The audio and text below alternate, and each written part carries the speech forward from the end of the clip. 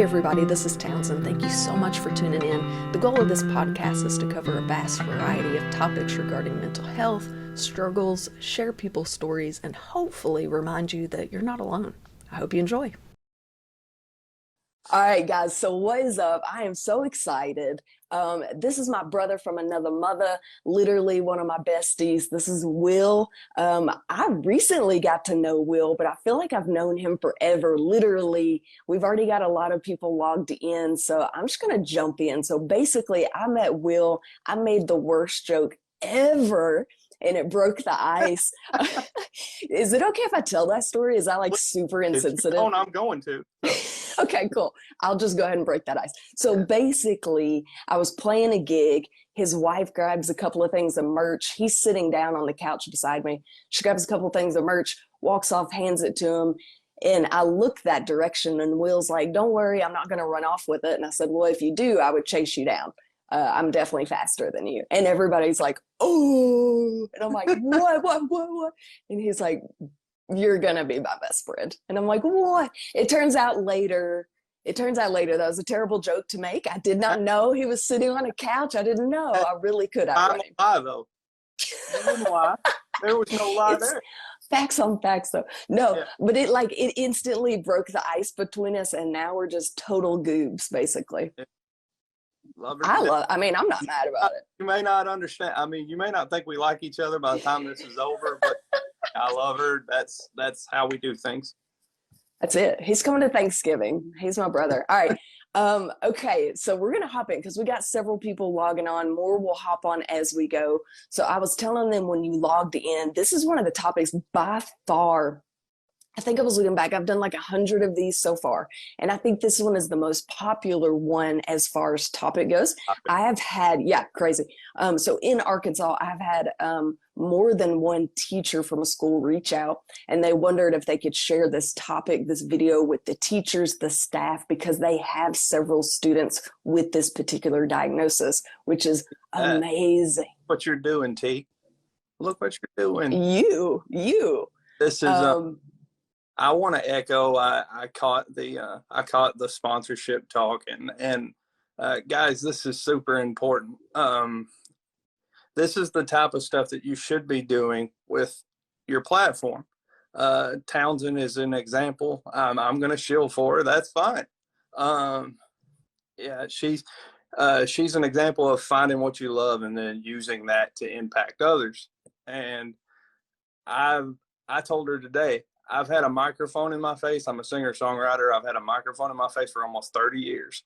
I've had plenty of opportunities to sit down and have this talk with somebody, but it never felt right until I was able to share this with somebody who seems to actually care and not either turn this into a pity party or just making me out to be some kind of hero, which I'm not. I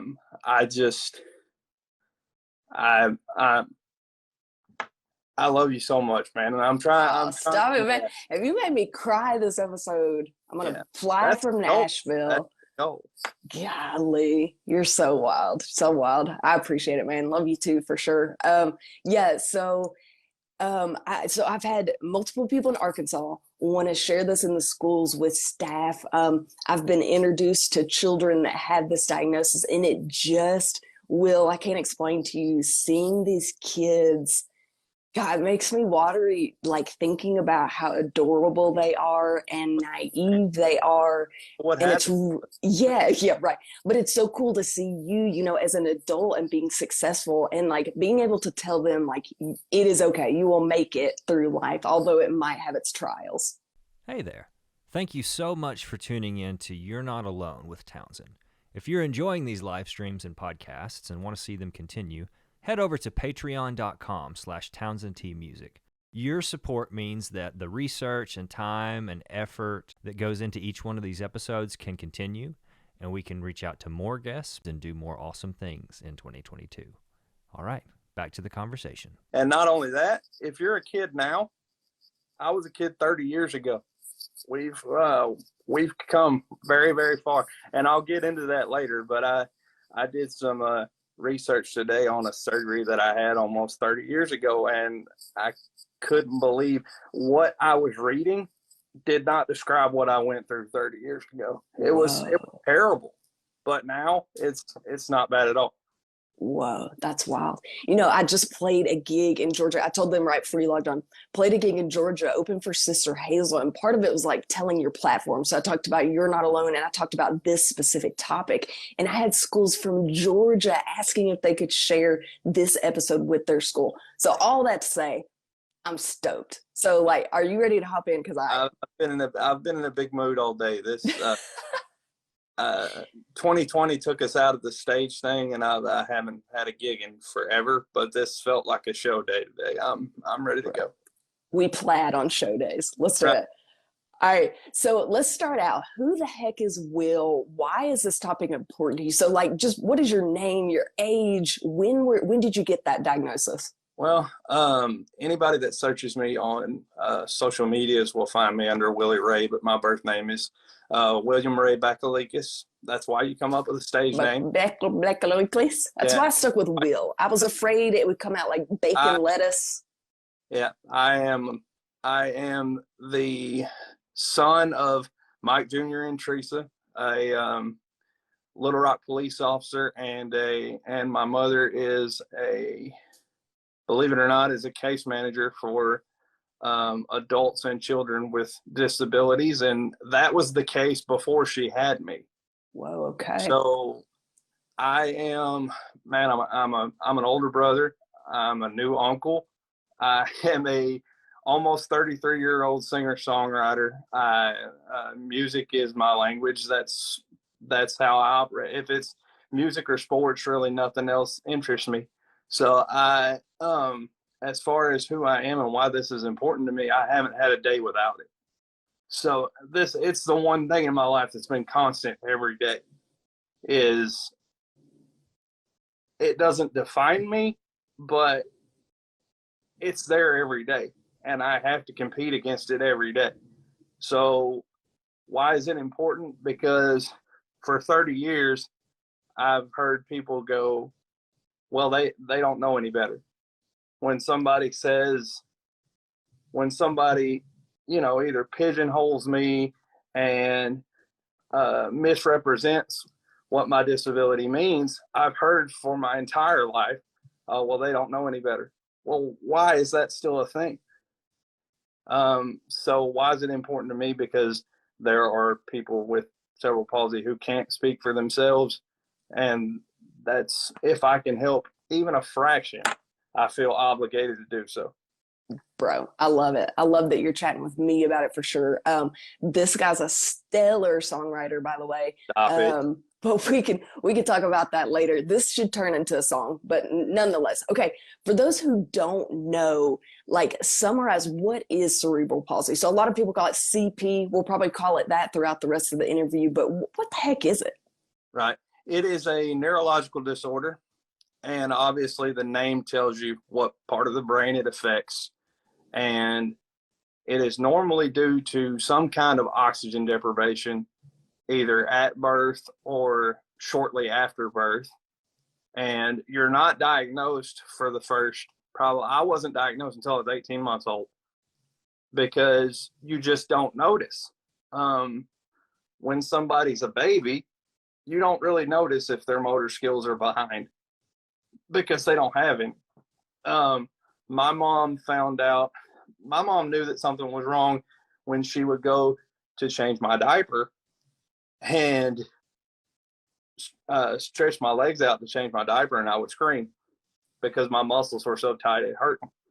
Oh man, that's sad. And so she knew something was off, and they diagnosed me at 18 months, and I started physical therapy right off the bat, physical and occupational therapy, from the time I was 18 months old until I turned 21. Shout out to Allied Therapy and my angel, Beth Stamp, the COO of Allied Therapy. She moved their company from North Little Rock to Cabot when we moved to Cabot in Central Arkansas. They moved with me, and they've been there ever since. That's awesome. These guys are angels. Look them up if you're in the Central Arkansas area and you need physical, occupational, speech therapy, anything, look them up. And don't tell them I sent you. That won't help you. But sorry about that. yeah, I mean, I will tell you that I was very blessed with my mother specifically, because she fought, man. She fought. They told her I would be a blob in the bed. They told her that I would have trouble communicating, that I would never walk. My mom never quit. And so parents, if there are parents out there that I know there are, if there are kids with CP, there are parents that might be listening to this, you guys are the heroes right now. At some point it becomes all the disabilities journey. It becomes these kids' journey at some point. Right now, you're the hero. So stay strong, don't quit, because I am only here because my mother didn't quit. Yeah, man, that is so true. So true. Man, that's crazy. So CP, so if you break it down, it's exactly like you said. It tells you what it is. So cerebral basically involves the brain. Palsy basically involves like weakness of the muscles. So your brain and your muscles, they don't really coordinate. The severity of the disability, which it varies a lot, the severity of it is determined by the the width of the area in the brain that was affected. My mom was told that mine was the size of a dime. So I got very lucky. I was born with strep throat, and it got through to my bloodstream. And when you're a newborn baby, you don't have any immune system to fight it off. So eventually the fever caused what little bit of brain damage. And I was not supposed to live through the night. So I'm very, very lucky. There has been very few days where it's, oh, woe is me, because I know, come on, man, I'm not supposed to be here. So all of a sudden I'm supposed to be here. You know what that means? So we're trying to, I'm just trying to make what little bit of difference I can. Heck yeah, that is awesome. So there's a huge umbrella of cerebral palsy. Like cerebral palsy is basically the umbrella title, but Right. You can have cerebral palsy only affect your legs. You can have it only affect one side. You can have it affect your brain functioning as well as your body. And for you, Will, like seeing you, to explain to people that don't know you, like this bro doesn't miss a concert. Like he hops in with he and his wife, they show up, they are there. He can carry the wittiest of the wit. The annoying thing is you wear out easily. So whereas I could run to the car in the parking lot, that's going to wear you out to do that and chit chat. So I feel like, man, considering what it could have been, like, wow, how lucky. Man, and that's the thing that I run up against, because it's such an umbrella term. And really, I mean, honestly, if we get one message across, it's that any disability, whether it be physical or intellectual or whatever, it's all umbrella, because any individual case is different. Yeah. We don't have the manpower to do what needs to be done, which is every individual have their own individual plan, because it affects them differently. If you have cerebral palsy and that is the only diagnosis that you have, then there is no intellectual effect. Somebody with a severe case of CP who has trouble moving or talking, they might have trouble getting it out, but if you tell them a joke, they understand the punchline. You know, so if they have intellectual stuff going on, and then it's a dual diagnosis, because cerebral palsy is neurological and it's brain damage. More often than not, there's a coupling of diagnosis. Again, very, very fortunate that it's my only diagnosis, and that it's a very, very minor case of it. But it's just enough to keep me. It's just enough to keep me driven every day. I love that. That's awesome. So you were talking about when you were a kid, like how things have changed. So what did CP look like for you as a kid? You already talked about you did rehab. Did you have an assistive device? They talked about he's going to be a blob on the bed. By the time I was in kindergarten, I had a walker. Little bitty Will. And so I was the only kindergartner with wheels. Oh my gosh, that's the cutest thing I've ever heard. Back then I was cool. We would have been best friends, man. Yeah, back then I was cool, man. And I had it designed the way that I wanted with colors and all that kind of stuff. It was sweet, man. It was sweet. But my teachers from specifically the elementary school level, shout out to Southside Elementary in Cabot, Arkansas. These guys were absolutely amazing. In particular, my kindergarten teacher, Miss Donham, she's watching right now, I'm sure. I love you if you are. She was the one who kind of pushed my mom out the door and said, stop worrying, we got it. We got it. I mean, this was a woman who would take me out in the hallway during recess when all the other kids were outside and have me practice falling down and standing back up. And teaching kids to, I literally, like, every kid in the class knew if you're around Will and he falls, drop down on all fours and let him use your back to stand up. These people are like, they're angels, man. Okay. They were put there to look. Teachers shouldn't be expected to go that far. They're not expected to go that far, but these guys did. And by 2 weeks into kindergarten, I was just another kid. That's awesome. I want to point out that you remember that you're in your 30s and you remember kindergarten teacher. Like, what a difference. I spent every year in the Cabot School District, and it was, I was just Will. After a week or two, it wasn't interesting anymore. But by first grade, I graduated to 2 forearm crutches, and I guess by the end of first grade, I was walking independently. But that all started with a surgery called dorsal rhizotomy. And I was the first one in the state of Arkansas to have that done. They had never done it on a kid before. It was very experimental. And they told my mom, look, he can either be in a wheelchair or we can take a chance and see if this works. And she, he's going to be in a wheelchair if I don't do it. So go ahead. Townsend, it was barbaric. I've still got the scar all the way down my back. They went in through my spine, and basically because of the CP and because of the neurological damage, there were nerves that just weren't doing anything. They weren't firing. So they were holding back the nerves that were firing. So they went in there, snipped them out.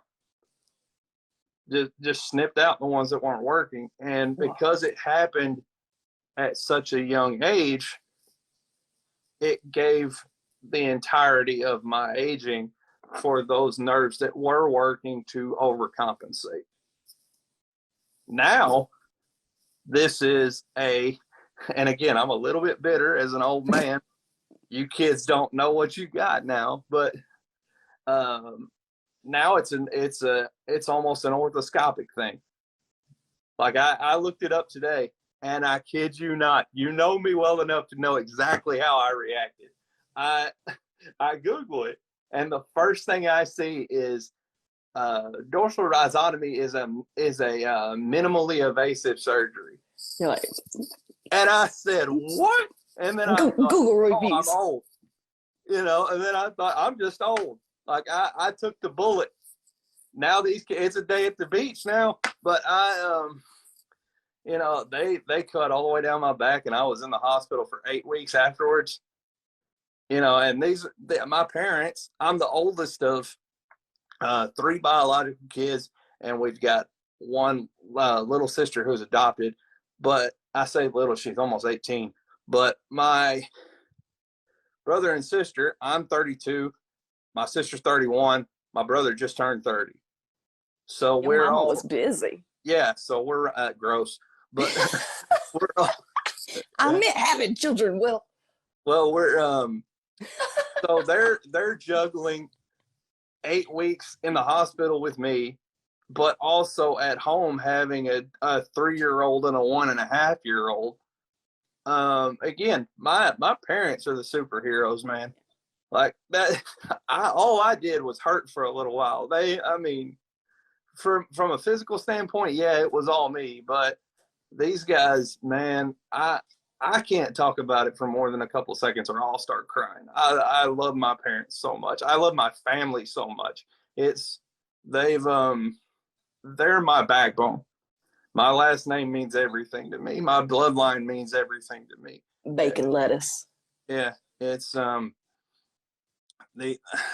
I can't do it. I'm not going to turn into a blubbering mess on this thing. I can't do it. But I know that that was the first of many, but the surgeries that came later were all in my teenage years, when things started to progress and my body started maturing. I had all 4 hamstrings clipped and lengthened. If it sounds like it hurts, it does. Yeah, a little bit. I had my left foot pretty much completely reconstructed because for a little anatomy lesson, your Achilles tendon is supposed to run from your heel all the way down your heel to your big toe. Right. Well, when I walk on the instep of my left foot. And because it had been that way, my Achilles tendon had morphed to where it was running diagonally across my foot. And it was going from my heel diagonally to my pinky toe. And so they had to go in and basically break it and drill their way in and take the tendon off and reroute it to where it was going across diagonally and connecting to the big toe where it was supposed to. It was barbaric. Whoa. That to this day is the worst recovery I've ever had. But that was 15, 16 years ago. So I'm sure it's a slap on the wrist now. But yeah, no kidding. It's just like, they use the machines to come in and it's all good. Well, so you talked about, I think the biggest thing in that, for me, because of the audience we have watching, like the teachers, that's amazing. I mean, you said 30 years ago. So let's fast forward. It's 2022. Yep. These teachers have students with CP. What's something you might recommend for education? So you've got this kid in your class that's different than the others. What would you recommend to the teachers to make him not feel that way? Yeah, at its core, not really. They're a kid. Yeah. And so, I mean, any modifications that you're going to make those modifications outside of the everyday classroom. Because once this kid's in class, they're just a kid and they're just here to go to school. So if obviously the physical modifications that need to be made, I mean, those will speak for themselves. But I mean, I had teachers that in my early school years would meet up with 2 or 3 students and say, look, here's the situation. Basically, buddy up with this guy. Now, in my case, that didn't last very long because it was like we were buddies right off, and then it was I made friends with everybody else. But it has to be implemented in the other kids that he's just a kid. He's going, like, he or she is just another kid going to school, trying to learn. And my thing would be, don't hamper out of fear. Meaning, if this kid has CP but is able to run around at recess, let them fall, let them scrape themselves up. It's a badge of honor. Let them, they would, don't hamper any more than you have to. Now, kids are mean. We all understand that.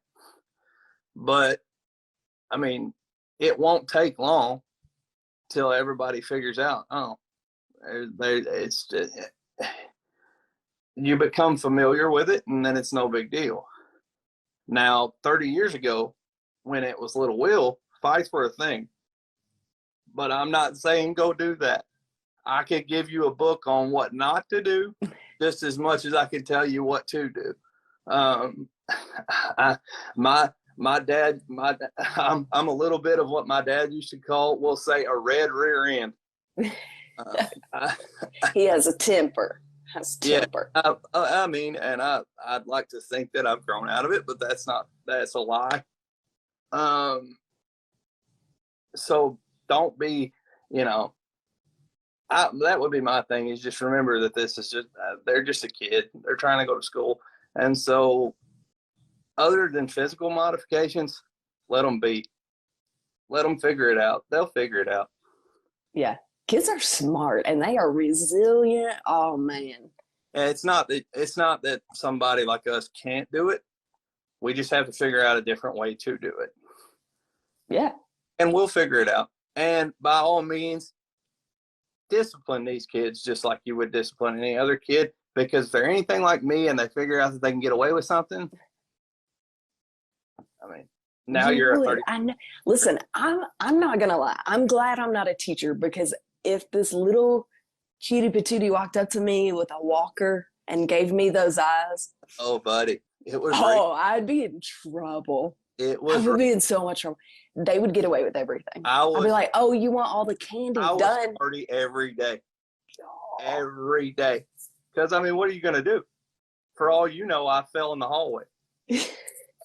You're terrible. You're the worst. Right. I mean, my friends that were running late for class knew, hey, just put your arm around me. Like, we'll walk into class and you're good. You're good. You're good. We were doing a good deed. Yeah, you're good. Terrible. Okay, so let's go back. So what would you say, like, obviously these are insane things that one would have never known, much less ever would have imagined. What would you say has been your biggest obstacle that you've had to overcome? Well, I mean, it's changed because, Sure. I mean, at the time, it was pain and discomfort. Now, that's my normal. Like I've always said, if I wake up in the morning and nothing hurts, I'd fall on the floor because I wouldn't know that it was working. Like, that's how I register. Okay, that hurts a little bit. Obviously, pain let me know that I'm alive. So, but at 32, it's the fact that there are literally no days off. There are no days off. And I don't know how it happened, but I fell in love with sports. The one thing that I couldn't have as a kid, couldn't play, but I was very involved. So I have the mindset of an athlete. I'm competing every day. I'm competing against CP every day. So what gets in my way is, if it's still there at the end of the day, did you win? Or did it beat? So that's the hard thing for me is I work my butt off to get through today. Now I got to lay down, go to sleep, and wake up and do it again. And just the gravity of, hey man, if I make it 80, 85 years, it's going to be every day with this. And, I don't know what that's going to look like. So if I struggle with anything, it's just, and I feel like that's natural. But it's fleeting. It's very fleeting, because I realize, man, don't pity me. My life is great. There are millions of able-bodied people out there who would trade places with me. I am very, very lucky. Very lucky. Yeah, I can vouch for that. You've got a wife that was sent down from the heavens above to cater to your every need. Don't be. Stop it right now. I'm kidding. All jokes aside, she's amazing. She's amazing. You have amazing dogs. You have 4 walls. You have a roof over your head. All jokes aside, very, very blessed. And I love that you see it that way, because you could very easily make it poor, pitiful me. Like, couldn't we do that about everything, right? See, that's the thing. It comes if I have a bad day. Oh, yeah. It comes. But, man, I know that I'm lucky enough to be able to just reach out and say to any of my lifeline of friends, family, I'm lucky enough to just reach out and say, hey, tell me to get over it. Tell me to shut up, like, tell me to suck it up. And if I'm having a day where I just need to feel sorry for myself, that's not a big deal either, because the sun's going to come up tomorrow and I'll be fine. That's the thing, is when somebody says, oh man, I like it, you're inspirational, whatever the word you want to use. I've never known anything else. I had no, like, anybody put in my position, you've got no choice. Like, it's going to be tough, but I didn't do anything that I feel like anybody else put in my position wouldn't do. Yeah. And now I've gotten to the point at 32 where the surgeries are over and you're just kind of trying to make the best out of your physical abilities while you still have some. So now it's, it's kind of put an emphasis on, look, man, the clock is ticking. You got to go do something great while you got the chance to. And I don't know if music is my avenue for that, but I know it's not going to be because I didn't work hard at it and because I didn't want it. Like, if it comes down to talent and you're just better than me, I'll salute, But if it comes down to hard work and who wants it more, pack up and go to the house. Yeah, I love that. Absolutely. Heck yeah. Pack up. Would you, yeah. Hurt me. Listen, you preaching to the choir, brother. It's gonna be me and you at the finale. I know. Okay, would you, I find this one interesting. So I have talked to people that are in a wheelchair. Okay. And they literally had the handlebars or the back of the wheelchair taken off because they were sick of people helping them. And they're like, I don't want you to push me. That's like me coming up to the grocery store, grabbing your arm and pulling you around. It's very disrespectful. As someone that hears that, you think, oh my gosh, never thought about that. So for you, would you rather people help you? Or? I don't know if disrespectful is the right word, but maybe ignorant.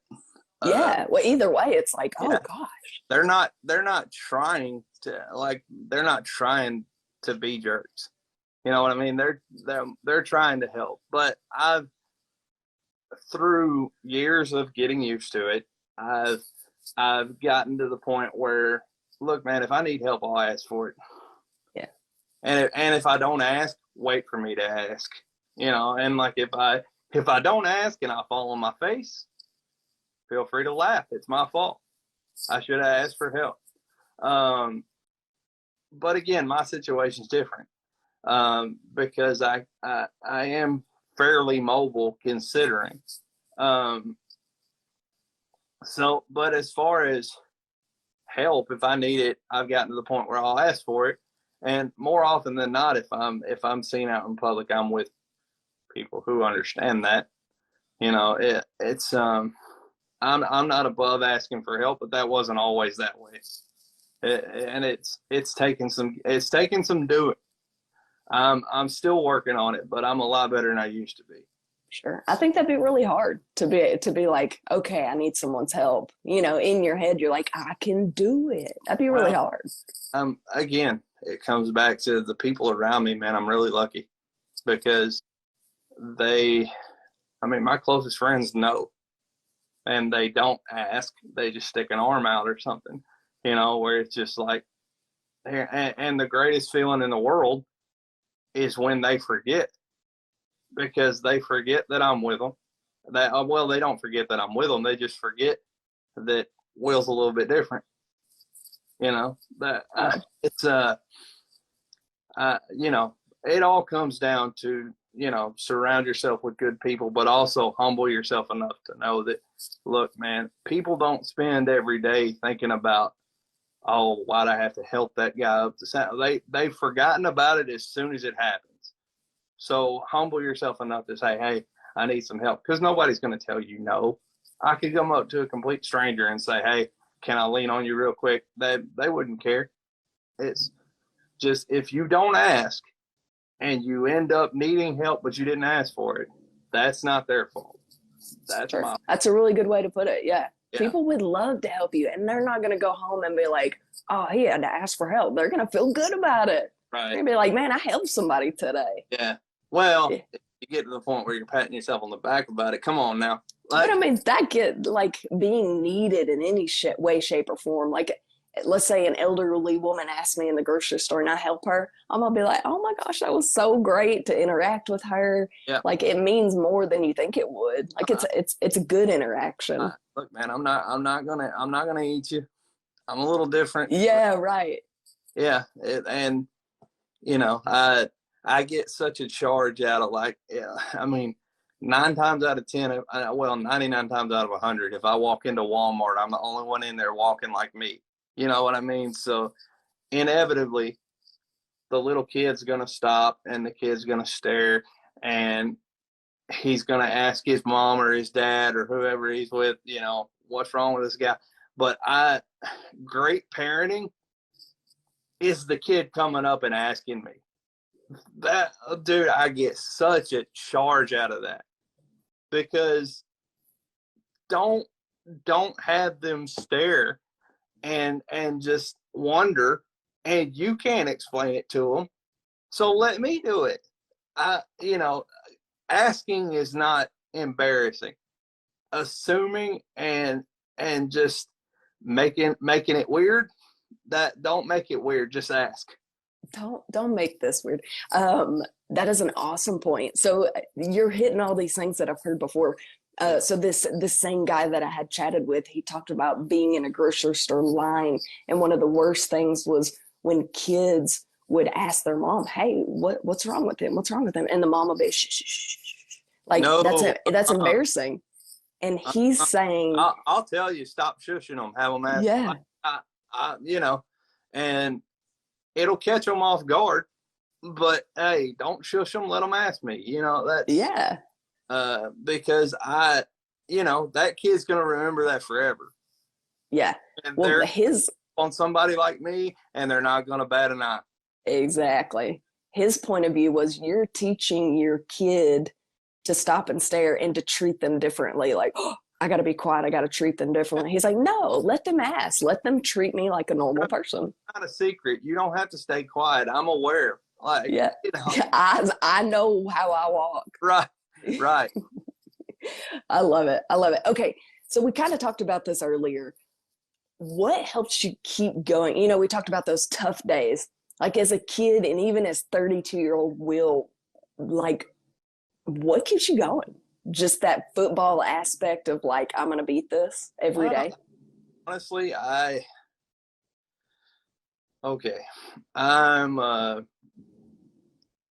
convinced that I'm here to change this place.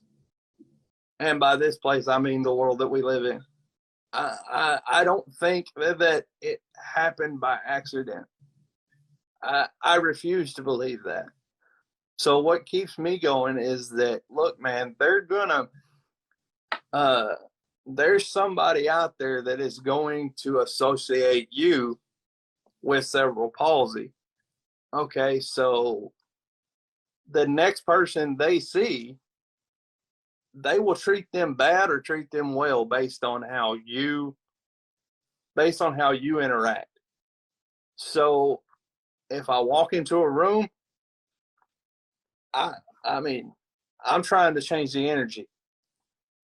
I'm trying to not, I'm trying to make people laugh. I'm trying to reach out to the person who's maybe sitting there by themselves. That changes the energy when you walk in a room, because that room needs you, no matter who you are. Like, that room, you're in there right now, so leave a mark. And, the one thing that music has given me and performing has given me is it's the one time where I'm up there doing something that not everybody in the room can do. And it's not about what I can't do, which is my entire life, is about limitations and what can, you get caught in to, but that's the one time when it's about what I can do. And I mean, if I take anything from it, it's, look, don't get caught up in having other people believe in you or not. Because if you're born with a disability, they're not going to believe in you. Your entire life is going to be what you can't do, and are you sure you can do that? Is that safe? Is that well? What about limitations here? Bet on yourself and be your own biggest fan, dude. I have pep talks with myself every day, and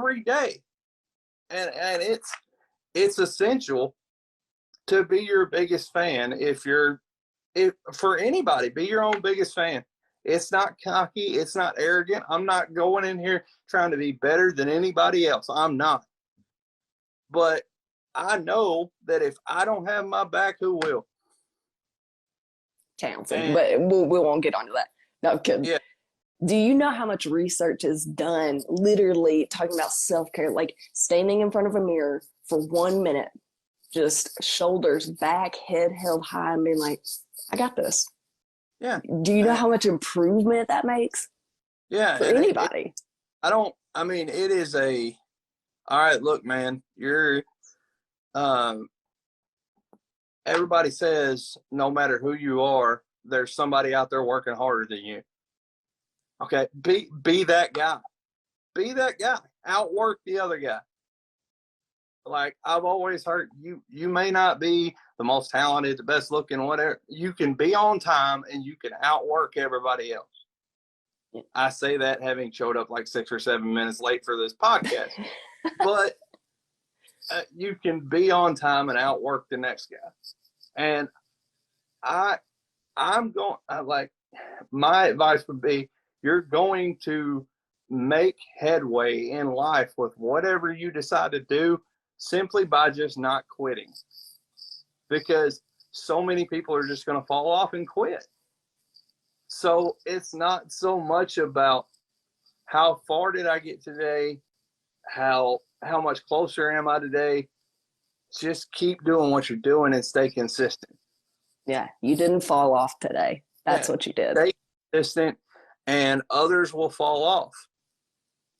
And that's become my life. Is nobody will ever say that I didn't work hard. And I can hang my hat on that. Yeah. That I will outwork the other guy, and that at the end of the day, I'm, never ever am I going to miss a chance to tell somebody that I love them. Truth. And I love that personally. I love that. Okay, let's do the last couple of questions. What does self-care look like for Will? Oh man. That's a really good question. Only acceptable answers, Will. Time with my wife these days is self-care. She's the best person I've ever met. And if you have met her, she's the best person you've ever met. And if she's not the best person you've ever met, you just haven't met her. So time with her is self-care for me. Man, getting lost in music is self-care for me. Like that, getting a charge out of, oh man, I got a great idea, sitting around and watching a song come to life or watching lyrics come to life, and then being able to bounce it off a superstar friend like the one I have, up here, it's I get a charge out of, like, music is the only thing where people have sought me out for advice. That doesn't happen in anything else. I don't get good news physically. I don't, the music has become the only thing that it's the only thing I do every day. CP and music are the only thing that I do every day. So they're intertwined in that way. But self-care looks for me like either spending time with my wife or turning something up way too loud and just rocking out until the next idea comes. I love it. What is something you wish people understood about CP? So they watch this podcast and then they're like, wow, okay, what is one thing you want them to take away that you wish they understood? Or stop it with the just stop it with the misconceptions. At the end of the day, like we're not that interesting, man. We're just people. One of my really good friends, he graduated a year behind me in high school. We've known each other our entire lives. Allied therapy worked with him too, and a more severe case of CP than what I have. The kid was valedictorian of his graduating class. I mean, like, don't make it more complicated than it has to be. So at the end of the day, I'm going to work every day. I'm paying bills just like everybody else. And the system is broken. So realize what the people with CP are dealing with. I, at 25, was going to get my waiver services taken away because I scored too high on a psych eval. Wow. That's how this system works. They lump us all in together, and so there are no easy days. Social Security tried to talk me out of getting married because it would cut my disability check in half. Now, you're not going to tell me what to do for $700 a month, but some people don't have that option. All right. I'm lucky enough to have options. I could go to work, but we are treat us equal because the world doesn't. Yeah. They don't. They don't. We are the most understood or misunderstood, the most misunderstood minority in the entire world are people with physical and intellectual disabilities because there's no effort to understand us better. I've said all the time, I've never heard a president try to get my vote. I've never, if my wife had a family member who legit told her to be careful because she might catch it.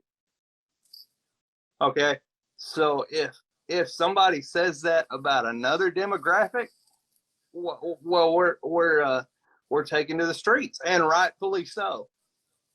But that's the thing. I know that the world does not accept us. They don't understand us. So you need to. Yeah. You don't make it more complicated. If you see me in a bar, buy me a beer. Don't make it. Be my friend. Yeah, don't make it more complicated than it needs to be. We're aware. We're aware. Trust me, I live with it every day. But if I'm not making a big deal out of it, you don't need to be. I like that. Okay, what about, so those are the people listening. What about the people going through the same thing? So let me put it this way. The one that are going to be affected the most from what I know are going to be kids. So what would your advice be to the kids with CP? Earmuffs. Yeah. You're a badass. Yeah. You're a badass. And don't let anybody ever tell you different. You are a beast. Yeah. Like that's the thing. Like, and Uncle Will's got you.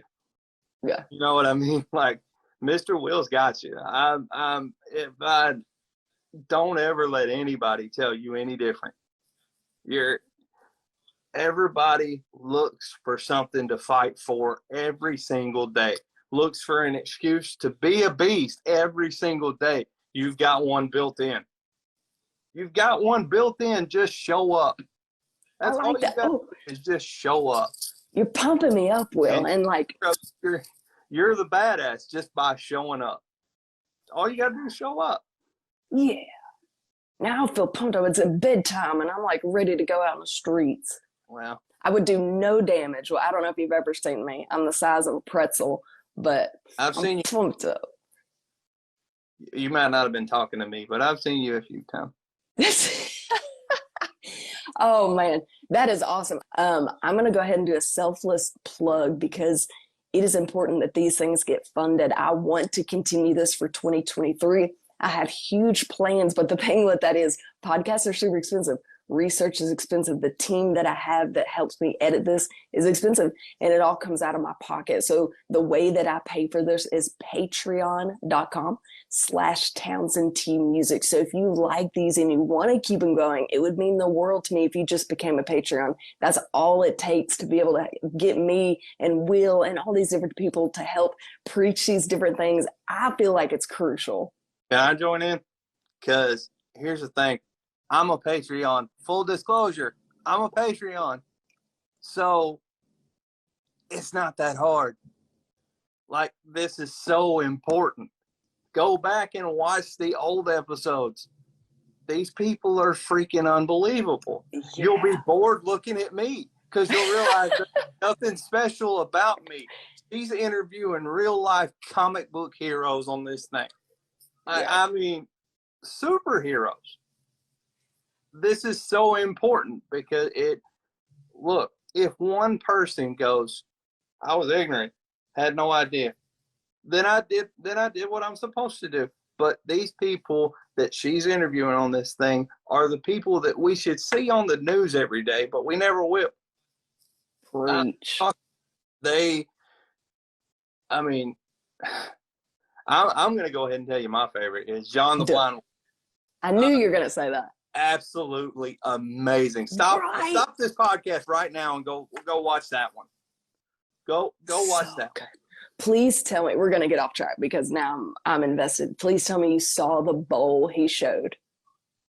The sound thing? The one he showed. Well, the one he showed on the podcast were 80 different pieces. Yeah. And he said, well, all I did was I turned it an eighth of a turn with each. And I'm going, you're doing fractions and you can't see? Crazy. It's the coolest thing ever. I do math and I can see great. You're doing fractions? Yeah. Oh, that's not an eighth of a turn. That's too far. What? Yeah. I don't know. It was amazing. It was amazing.